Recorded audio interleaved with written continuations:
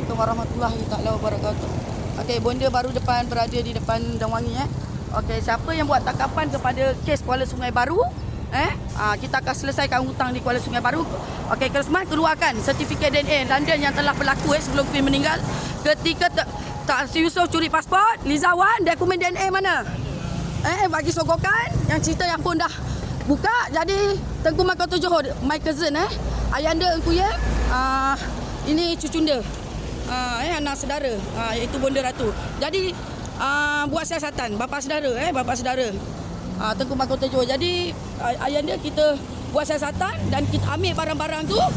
Bonda akan serah 1.6 trilion untuk settle hutang negara. Dan barang-barang yang ada dengan Zafro semua tu, jumpa Bonda untuk kita selesaikan 84 juta di Kampung Baru. Jadi SSM Malaysia, tabung haji juga kita akan buat siasatan. Kenapa pentadbir dia pula, dia kata apa, Cina, diorang kemukakan. Jadi Bonda akan pergi ke sana, termasuk Durian Raub. Durian Raub.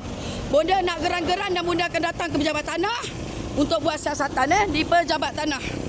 Ini Bonda Ratu di pejabat tanah Durian Raub, untuk kemukakan kenapa dihalau dan semua fail-fail letak kat mahkamah. Cina-Cina tu jumpa Bonda, maklum.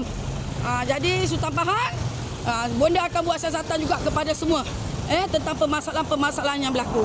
Okey, Assalamualaikum warahmatullahi taala wabarakatuh.